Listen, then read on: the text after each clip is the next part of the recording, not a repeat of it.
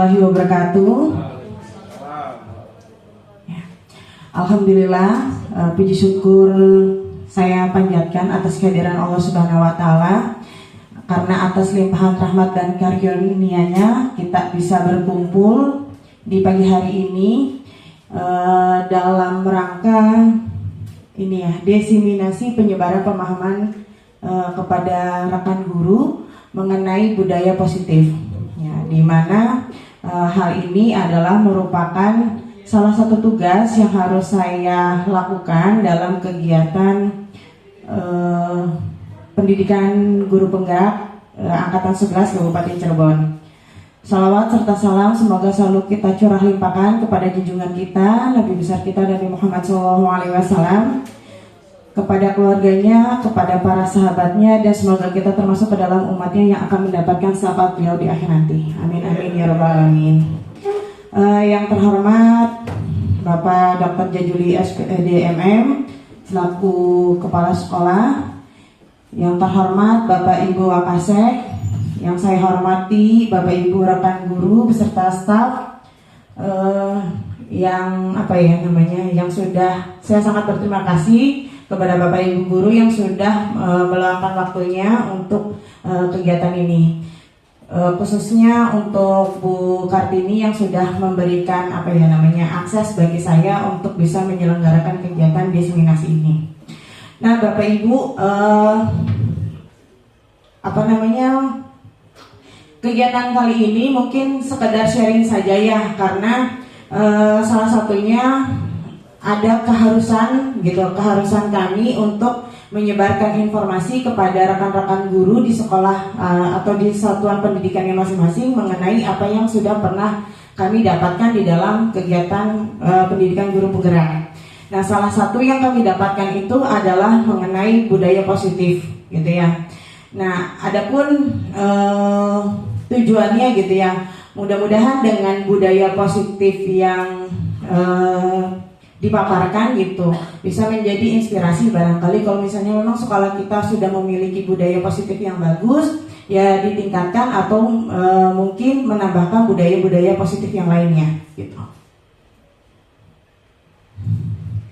Oke, Bapak Ibu, mungkin yang pertama itu apa sih budaya positif itu sendiri gitu ya. Kalau mungkin budaya itu kan sesuatu hal yang dilakukan secara terus-menerus gitu ya, sehingga menjadikan suatu kebiasaan yang disebut dengan budaya. Hanya bedanya di sini ada tambahan kata positif gitu ya. Jadi menurut literasi yang saya baca gitu ya, budaya positif itu adalah nilai-nilai keyakinan dan kebiasaan-kebiasaan yang ada di sekolah kita, yang berpihak pada murid sehingga murid dapat berkembang menjadi pribadi yang kritis, bertanggung jawab, dan penuh dengan rasa hormat. Seperti itu. Nah, kenapa budaya positif ini digaung-gaungkan? Nah, ada hal-hal atau konsep-konsep inti yang menjadikan rujukan sehingga si budaya positif ini bisa terbentuk gitu. Nah, ada 6 gitu ya konsep dari budaya positif itu sendiri. Yang pertama terkait dengan kurikulum kita yang baru, yaitu kurikulum Merdeka. Yang pertama yaitu perubahan paradigma belajar. Kedua, disiplin positifnya itu sendiri. Ketiga, motivasi perilaku manusia. 4, kebutuhan dasar manusia. Kelima, posisi kontrol restitusi. Dan yang terakhir adalah keyakinan kelas gitu ya. Untuk konsep yang pertama, nah, ini adalah perubahan paradigma belajar. Bapak Ibu, kalau misalnya ada kalimat perubahan paradigma belajar yang baru, apa yang terlintas di benak Ibu, Bapak Ibu? Kira-kira sekarang sudah mulai tidak asing ya untuk paradigma belajar baru. Kurikulum Merdeka di sini sudah berapa tahun, Bu? Sudah 3 tahun. Oh, sudah 2 tahun. Oke, jadi kenapa ini digaung-gaungkan gitu? Salah satu alasannya karena adanya paradigma belajar baru gitu. Nah, di sini apa itu pembelajaran paradigma baru? Katanya pembelajaran paradigma baru itu adalah pembelajaran yang dirancang berdasarkan prinsip-prinsip pembelajaran yang terdiferensiasi, sehingga setiap siswa belajar sesuai dengan kebutuhan dan tahapan perkembangannya.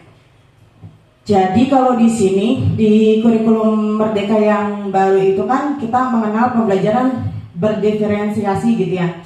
Pembelajaran berdiferensiasi itu sebenarnya menyadarkan kita gitu ya, bagi para guru bahwa siswa kita itu memang berbeda-beda. Beda-bedanya tuh dari apa? Dari latar belakangnya gitu ya.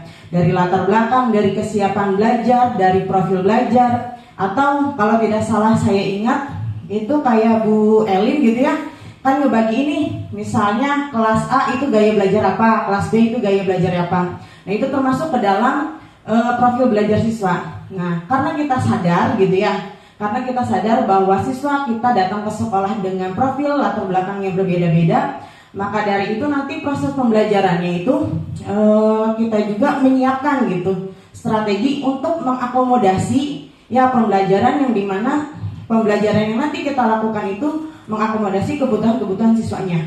Nah itu pembelajaran paradigma baru. Jadi nanti pembelajaran itu outputnya yang sesuai dengan tujuan pemerintah itu sendiri kan nanti menghasilkan gitu ya peserta didik yang memiliki profil pelajar Pancasila. Yang ada 6 itu bertakwa kepada Tuhan dan berakhlak mulia, mandiri, bernalar kritis, kemudian inovatif, gotong royong dan berkebinekaan global. Nah, di sini budaya positif dalam paradigma baru sejalan dengan filosofi dari pemikiran pendidikan kebijakan dewantara. Jadi kalau misalnya diharapkan sama pendidikan kita itu bisa menerapkan budaya positif gitu ya, nanti itu efeknya adalah mempermudah dalam pencapaiannya tujuan pendidikan sesuai dengan filosofi pendidikan kebijakan dewantara. Mungkin Bapak Ibu tahu kalau misalnya filosofi pendidikan kebijakan dewantara itu apa ya namanya?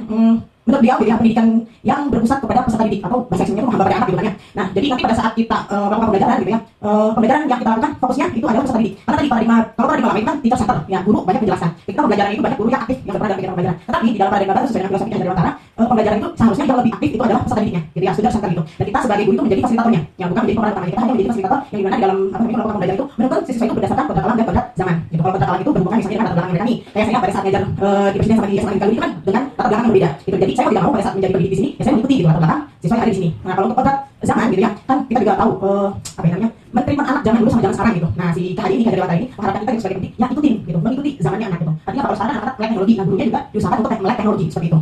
Jadi nanti kalau misalnya kita sudah saras, kita sudah paham dengan anak kita, mudah-mudahan kita tahu budaya positif apa sih nanti akan dibangun gitu di sekolah ini.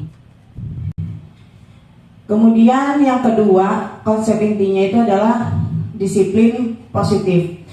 Nah, disiplin positif adalah menumbuhkan disiplin yang didorong dalam diri anak tanpa hukuman dan hadiah, gitu ya. Artinya di sini kita tuh diajari bagaimana gitu ya menghadapi anak, mentreatment anak pada saat anak ini memiliki trouble gitu di dalam proses pembelajarannya. Nah, di sini untuk menerapkan disiplin positif ini ada hal yang krusial atau ditandai lah gitu, sangat ditandai, dihitamin gitu ya, bahwa ini kita itu harus membahas salah satu hal dulu mengenai teori kontrol gitu. Jadi bagaimana si siswa itu mengontrol dirinya gitu ya untuk bersikap. Nah menurut ini ya William Glasser ternyata di dalam teori kontrol itu ada miskonsepsi. Miskonsepsinya tuh seperti ini. Yang pertama, ilusi guru mengontrol murid. Ini yang terjadi kan kebanyakan tuh di sini, bahwa pada dasarnya kita tidak dapat memaksa murid untuk berbuat sesuatu jika murid tersebut memilih untuk tidak melakukannya. Walaupun tampaknya guru sedang mengontrol perilaku murid. Nah, kayaknya nih kalau misalnya ada sesuatu hal kita tuh sebenarnya mengontrol murid, tapi ya hal demikian itu sebenarnya murid sedang mengizinkan dirinya untuk dikontrol oleh guru. Nah, teori kontrol itu berarti kan di muridnya. Ya, bukan karena gurunya yang bisa mengontrol anak, tapi si anaknya itu mengizinkan, membuka dirinya untuk memang mau dikontrol sama si guru. Kemudian miskonsepsi yang kedua, ilustrasi bahwa semua penguatan positif, efektif dan bermanfaat. Nah, penguatan positif atau bujukan adalah bentuk-bentuk kontrol. Benar ya? Kan kita ngasih penguatan nih ke anak dengan kata-kata yang positif. segala usaha yang mempengaruhi murid agar mengulangi suatu perilaku tertentu adalah suatu usaha mengontrol tersebut gitu. Dalam jangka waktu tertentu, kemungkinan murid tersebut akan menyadarinya dan mencoba untuk menolak bujukan kita. Jadi kalau misalnya terus-terusan kita bujuk walaupun itu sesuatu hal yang positif, kayaknya anak-anak juga itu kan akan ada rasa jenuhnya atau akan ada menolaknya seperti itu. Kemudian yang ketiga, kritik membuat orang merasa bersalah dan dapat menguatkan karakter. Nah, ini mungkin yang sering dilakukan gitu ya. Menggunakan kritik dan rasa bersalah untuk mengontrol murid menuju ke identitas gagal. Identitas gagal itu maksudnya gini, kamu pemalas gitu ya. Misalnya, kamu selalu telat. Itu ibaratnya identitas gagal itu adalah melabelkan sesuatu hal yang bersifat negatif kepada anak gitu. Nah, mereka belajar merasa buruk tentang dirinya. Mereka mengembangkan dialog diri yang negatif. Itu miskonsepsi tentang kontrol ya. Nah, nanti itu seharusnya miskonsepsi ini dibenahi gitu di dalam pikiran, terutama kita sebagai pendidik. Bagaimana kita memandang si anak gitu. Nah, di sini tadi kan miskonsepsinya nih bahwa teori kontrol itu seperti itu. Padahal yang tadi dijelaskan mungkin itu di stimulus respon. Maksudnya seperti ini. Kalau di stimulus respon itu realitas atau kebutuhan kita sama. Kita itu memandang anak ya. Kalau kalau anak punya kewajiban, kalau saya punya kewajiban, anak juga punya kewajiban. Jadi kita tuh makanya kenapa ke anak tuh ya harus mengikuti karena kita juga punya sesuatu hal yang sama gitu. Tapi kalau di teori kontrol gitu ya, realitas kita itu berbeda. Kita itu berbeda. Ya, kebutuhan kita itu berbeda. Kayaknya kalau di sini kita tuh belajar untuk ya tadi memahami bahwa setiap siswa kita itu punya karakter yang berbeda. Contohnya aja telat. Kalau hari Senin itu kan piket gitu ya, suka ditanyain tuh. Mungkin bapak-bapak, ibu-ibu yang piket yang sudah berpengalaman. Kadang kan memang ada ya anak yang tiap minggu berapa kali itu, ini anaknya ini aja gitu ya. Dari beberapa minggu si anak ini baru nih sekali gitu telat gitu. Nah itu kan kebutuhannya yang berbeda-beda, makanya treatmentnya juga pun berbeda gitu. Jadi kita nggak bisa menyamaratakan semua siswa kita itu sama atau menjadikan diri kita sebagai tolak ukur untuk siswa kita gitu. Nah untuk disiplin positif itu sendiri, jadi cara penerapannya yang mengajarkan anak untuk lebih bertanggung jawab gitu ya, dan menumbuhkan kesadaran diri, bukan karena tadi hukuman atau ada pujian gitu ya kalau untuk disiplin positif. Kemudian lebih ke arah bagaimana si siswanya itu nanti dapat mengontrol diri untuk melakukan segala tindakan. Positif ini dapat membuat murid memahami dan menyadari berdasarkan motivasi internalnya gitu. Jadi motivasi internalnya seperti kenapa sih kamu berangkat ke sekolah gitu ya.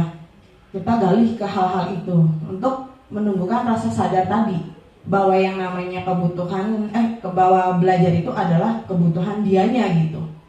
Bukan gara-gara kalau kamu nggak belajar nanti dapat hukuman gitu ya, atau kalau misalnya kamu ranking 1 saya memberikan pujian. Tapi menggali anak untuk menyadari bahwa memang kebutuhan mereka itu adalah belajar.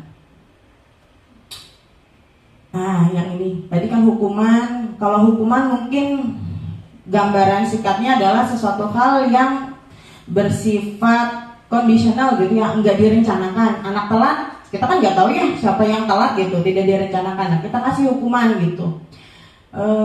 Untuk yang konsekuensi, kalau konsekuensi mungkin sudah ada aturan ya. Kalau misalnya aturan yang sudah dibuat sudah disepakati bersama, kemudian tidak tidak mengikuti, berarti ada konsekuensinya. Itu sudah teratur. Nah, yang di sini mungkin hal yang baru gitu ya. Karena saya sendiri pada saat belajar saya baru tahu itu namanya restitusi. Kalau restitusi itu adalah menciptakan kondisi bagi murid untuk memperbaiki kesalahan mereka.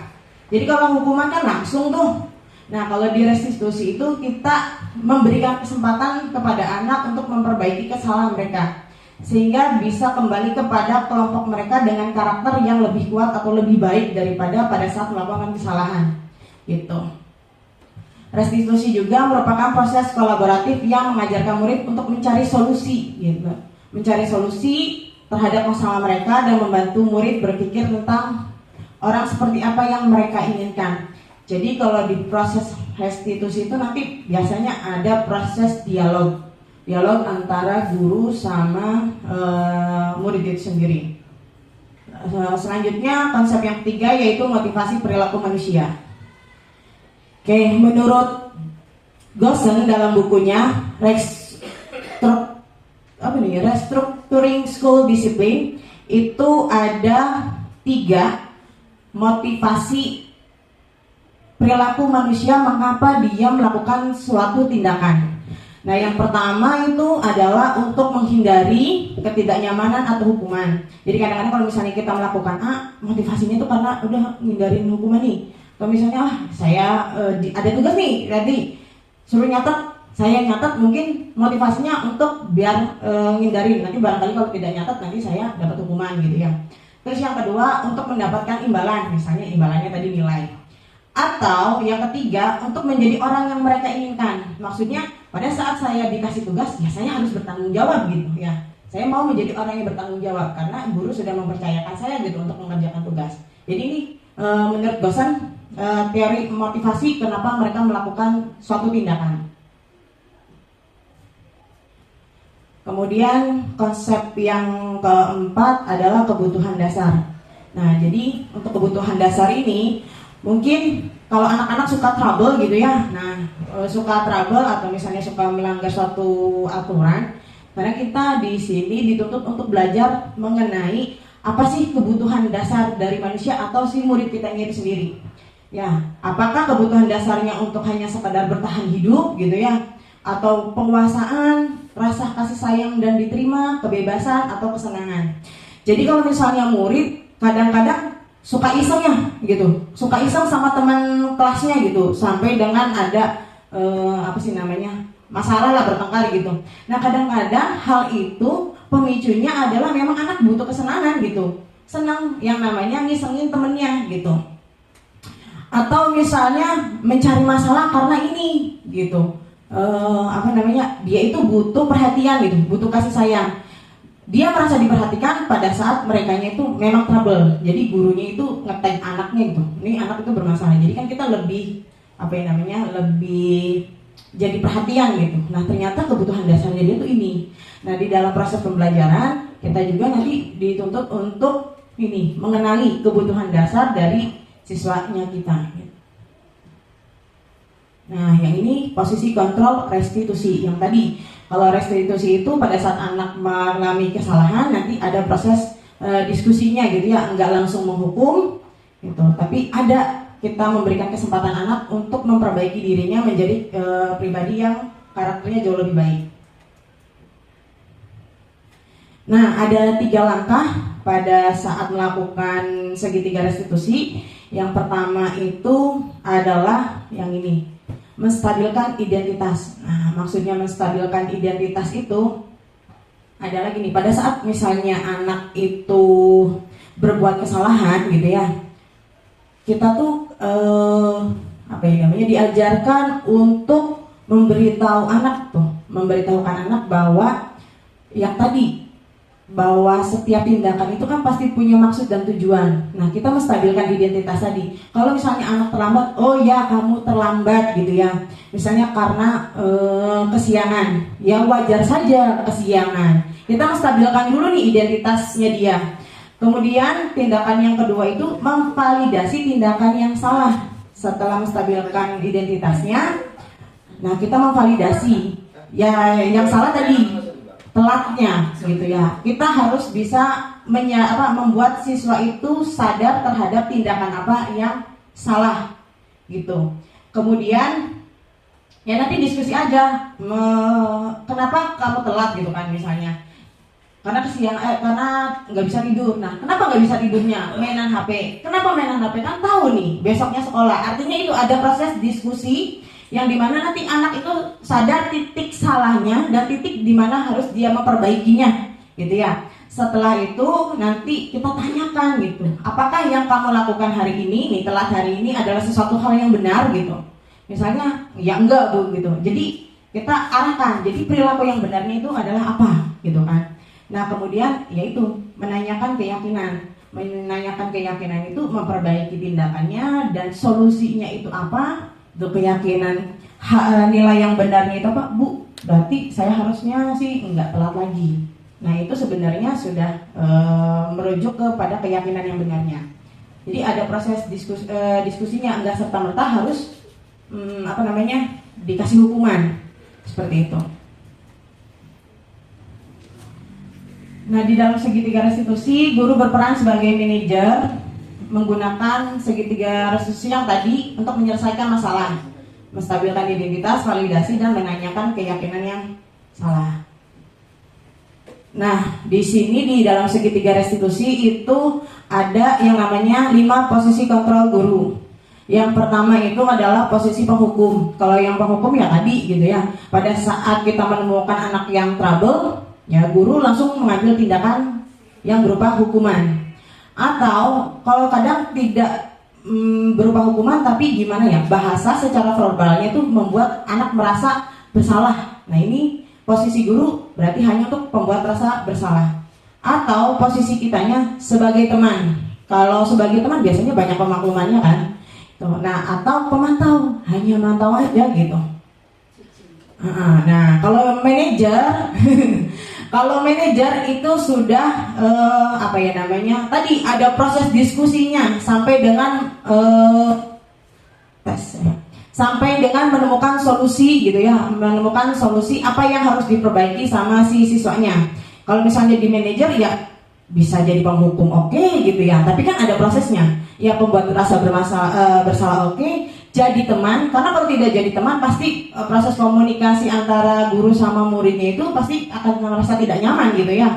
Nah itu pun oke, dan sebagai pemantau juga, karena apa, setiap keputusan yang mau dilakukan kan otomatis ada proses mantaunya dulu, nggak langsung jazim gitu kan. Oke, posisi kontrol guru yang ideal menurut saya ya tadi sebagai manajer, karena guru berbuat sesuatu bersama dengan murid, mempersilahkan murid mempertanggungjawabkan perilakunya, mendukung agar dapat menemukan solusi atas permasalahannya sendiri. Nah, ini keyakinan kelas. Saya ingat ini menghadapi akreditasi gitu ya. Bapak Ibu, kalau keyakinan kelas tuh kira-kira apa ya? Keyakinan kelas apa Pak Indra? Nah, disepakati di kelas. Sama nggak kayak peraturan? Biasanya kan kalau siswa ada ya peraturan siswa gitu ya. Nah, peraturan siswa sama keyakinan kelas sama apa beda? Beda. Bedanya apa ini? Bedanya kalau misalkan aturan sekolah itu adalah aturan wajib bagi siswa. Tapi kalau misalkan aturan kelas itu, kalau aturan sekolah itu adalah aturan wajib yang harus dilakukan oleh semua siswa. Tapi kalau misalkan aturan kelas itu aturan wajib yang dilakukan wajib hanya satu kelas itu sendiri. Nah, contohnya kalau misalkan aturan kelas itu, contoh seperti ini. Kalau misalkan buang sampah di kelas nggak boleh, tergantung kesepakatan kelasnya. Terus satu lagi, kalau ada yang tidak piket itu wajib bayar denda. Itu adalah aturan kelas seperti itu, Bu. Oke. Aplaus dulu sih buat Bu Eni. Ya. Benar ya. Jadi kalau misalnya tadi peraturan sekolah itu yang buat itu sekolah, yang dimana memang harus diikuti oleh semua. Kalau peraturan siswa ya siswa yang dibuat ke sekolah yang harus dipatuhi oleh semua siswa gitu. Nah tapi kalau peraturan kelas itu adalah peraturan yang memang gitu ya dibuat, diyakini gitu ya bersama-sama di dalam kelas itu sendiri. Bahkan mungkin di dalam satu kelas punya peraturan kelasnya yang berbeda-beda. Karena biasanya kalau di keyakinan kelas itu idealnya setiap mata pelajaran punya keyakinan kelasnya masing-masing. Misalnya kalau di saya, misalnya ya nggak boleh makan contohnya, tapi di Bu Eni boleh. Nah itu keyakinan kelas itu pokoknya benar yang dikatakan Bu Eni, yang disepakati sama si kelasnya tersebut gitu. Dan ya tadi idealnya setiap guru itu ya buat gitu ya, buat. Nah caranya itu seperti apa? karena ini disepakati gitu ya, jadi nanti biasanya kita ini alhamdulillah ya, pokoknya sih itu saja Bapak Ibu ya. Mungkin itu hanya sekelumit kecil ya, ini masalahnya kan teori gitu ya, mungkin ke dalam prakteknya sih nanti nggak tahu di kegiatan mana nanti apa sih budaya-budaya positif yang sudah ada di sekolah gitu ya, di satuan pendidikannya masing-masing. Mudah-mudahan ini bisa menjadi ya mungkin bisa menjadi tambahan wawasan gitu ya, bahwa memang di paradigma baru ini pembelajaran yang kita lakukan itu ya memang balik lagi yang jadi concernnya itu adalah murid kitanya gitu. Jadi enggak melulu tentang sayanya gitu atau kitanya gitu sebagai guru. Bahkan kita itu dituntut harus aware apa yang harus dibutuhkan sama siswa-siswi kita gitu. Sehingga nanti kalau kita sudah aware, kita bisa menentukan atau membentuk suatu budaya yang baik gitu ya, yang positif, sehingga nanti budaya positif itu menciptakan siswa-siswa kita yang tadi punya rasa tanggung jawab, punya kesadaran diri gitu ya. Mungkin itu saja. Terima kasih banyak Bapak Ibu atas waktunya gitu ya. Kalau nggak lebihnya mohon maaf. Assalamualaikum warahmatullahi wabarakatuh.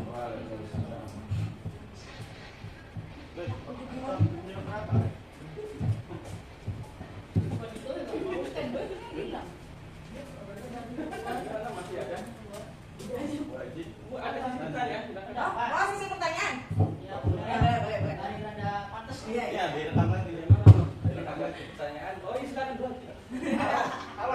Moderatornya terlambat. Ya, terima kasih kesempatannya. Assalamualaikum warahmatullahi wabarakatuh. Terima kasih Ibu Fitri sudah menyampaikan begitu banyak hal yang intinya sih kembali mengingatkan kita tentang bagaimana kita harus mempraktekkan kebiasaan baik atau apa tadi istilahnya, budaya positif ya. Sebenarnya budaya positif itu bukan sesuatu yang baru. Kenapa saya bilang bukan sesuatu yang baru? Rujukannya adalah Ki Hajar Dewantoro. Beliau itu hidup tahun berapa? Ya, jadi ini bukan sesuatu yang baru begitu loh. Ya, cuman mungkin format materinya saja yang kembali mengingatkan kita bahwa kita itu yang dihadapi adalah manusia begitu, punya pikiran masing-masing siswa itu atau anak itu. Jadi akhirnya kita harus menggali apa yang diinginkan oleh anak, apa yang dirasakan oleh anak begitu. Cuman bahasanya aja yang sekarang sudah modern begitu. Jadi kalau melihat siapa yang mendengungkan, ternyata rujukannya Ki Hajar Dewantoro. Jadi dari dulu pun kurikulum itu sebenarnya tidak ada yang baru. Kalau sekarang kita melihat paradigmanya begini, dulu tuh ada CBSA, cara belajar siswa aktif, bener nggak?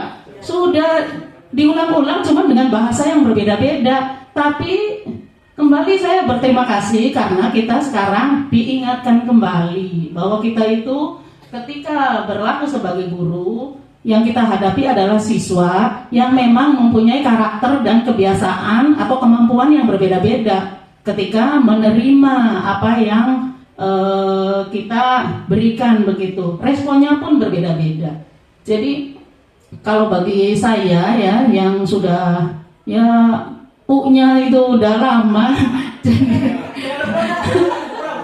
jadi sesuatu ini tuh istilahnya mengaktifkan siswa. Bagaimana kita itu ketika pembelajaran itu harus memberdayakan siswa, guru itu hanya sebagai fasilitator, mediator, itu bukan sesuatu yang baru. Tapi kita selalu berterima kasih karena dengan kurikulum baru, dengan paradigma baru, selalu diingatkan, hey gitu ya, Bapak Ibu, aktifkan siswa Anda, ya, mereka itu adalah orang potensial, ya. Kalau Anda mempunyai kehendak tertentu, pakai kesempatan dengan anak-anak. Barangkali begitu saja, Bu Fitri. Terima kasih Bu Fitri. Assalamualaikum warahmatullahi wabarakatuh. Ya, terima kasih sama Bu Kartini. Emang orang pengalaman itu tidak bisa bohong gitu ya. Ya sebenarnya sih benar guru gitu. Apa yang Ibu katakan itu seperti saya itu bukan sama seperti itu tidak yang saya aktif siswa gitu. Jadi ini menjadi pengingat kita gitu ya. Dan mudah-mudahan juga biar kita sebagai guru juga mengatur diri kita bisa menyesuaikan murid kita itu. Dan itu atau lagi sudah? Atau Pak Talibin? Ayo Pak Talib. Iya, ya terima kasih ya. Iya, katanya kurikulum merdeka, siswa harus aktif, guru juga harus aktif ini. Kok melengkapi? Ketika ada sebuah waktu untuk bertanya ya harus bertanya, bukan menghentikan cipta. Iya tadi disambung oleh Bu Haji luar biasa. Emang Bu Haji ini pengalaman sudah banyak dari dulu ya, dari tahun berapa dulu ya? Ya, iya. Jadi memang beliau ini sudah ibarat rumba ya. Rumba itu kurikulum CBSA segala macam jadi satu gitu. Jadi pengalaman sudah banyak, tapi pada intinya sama ya, pada intinya sama, yaitu karena tarbiyah atau pendidikan itu pasti dari dari guru untuk siswa ya, cuman metodenya aja yang berbeda-beda gitu ya, caranya yang berbeda begitu, tapi pada intinya tujuannya sama, yaitu tujuannya menyiapkan generasi siswa atau generasi masa depan dengan berbagai macam ilmu pengetahuan dan pendidikan. Jadi ada pendidikan, ada pengajaran. Kalau pengajaran itu berkaitan dengan transformasi ilmu pengetahuan, kalau pendidikan itu berkaitan dengan bagaimana menumbuhkan atau menyadarkan atau memunculkan karakter-karakter yang sudah Allah berikan kepada setiap manusia. Ya, jadi bukan guru membentuk karakter siswa, bukan. Sudah ada di dalam diri manusia itu karakter positif atau karakter leluhur. Sudah ada, tinggal dimunculkan saja. Bagaimana caranya? Tadi dengan berbagai macam metode, ya, dari mulai kesadaran sendiri bahwasanya saya berhak untuk bahagia di masa yang akan datang, nah, begitu. Ya, saya kira itu luar biasa ya. Namun kadang ada kalau di SMK itu ada namanya itu ya? Tes itu ya? Sesuai dengan jurusannya itu apa namanya? Ya, psikotes atau apa gitu ya. Itu sesuai dengan bakat ya, minat bakat. Nah ini ya, minat bakat siswa sampai kalau misal minatnya ya di otomotif itu, sehingga tidak terjadi yang namanya konflik dalam proses pembelajaran. Kenapa? Karena sekolah dianggapnya tidak menghasilkan duit. Kayak begitu ya. Sama di sini juga. Di sini ya, si penting yang luar negeri ke Taiwan, ke Arab Saudi, selesai. Kan begitu. Nah ini paradigma dasar ya, edukasi kita sebagai guru bukan hanya menyadarkan siswa, tapi juga bagaimana kita mengedukasi masyarakat bahwasanya pendidikan itu penting gitu.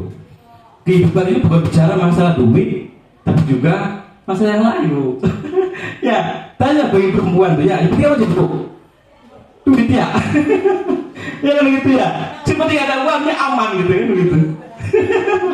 Nah iya itu ya. Ini biasanya para ibu-ibu udah pandai kalau bisa masalah itu. Yang penting ada kan realitas Bu. Iya kan begitu. Perempuan kan bukan materialistik, tapi apa? Realitasnya seperti itu. Pendidikan tapi juga akan mencetak sebagai pemimpin-pemimpin di tengah manajemen sekolah yang baik. Dicetak untuk menjadi seorang pemimpin, memanage bagaimana proses pembelajaran itu bisa lebih baik. Terima kasih. Tepuk tangan Ibu Fitri. Wassalamualaikum warahmatullahi wabarakatuh.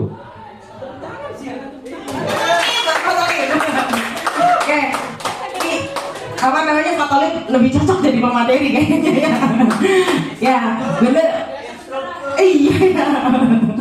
Lagi-lagi Bu, pengalaman membuktikan gitu ya. Nah, sedikit tadi yang disinggung sama Pak Talib, mungkin kalau di pembelajaran tadi yang masalah SMK gitu ya, kalau di SMK mungkin tidak hanya minat dan bakat ya Pak ya.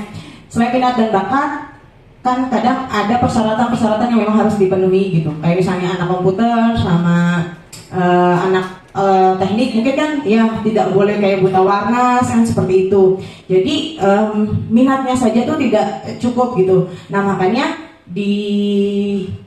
kita di pembelajaran yang sekarang juga kan dianjurkan untuk membuat asesmen dia diagnostik gitu ya, asesmen diagnostik, biar kita tahu nih pengetahuan awalnya siswa, latar belakangnya siswa, biar nanti di perjalanan pendidikannya itu kita tahu gitu mentreatment anak kita itu harus seperti apa, seperti itu ya. Mungkin itu, aduh, Patolik tadi kapan Patolik lagi dari ya udah, tutup aja ya Ibu ya, karena harus KBM juga. Ya udah Bapak Ibu, sekali lagi saya ucapkan terima kasih atas waktunya. Assalamualaikum warahmatullahi wabarakatuh.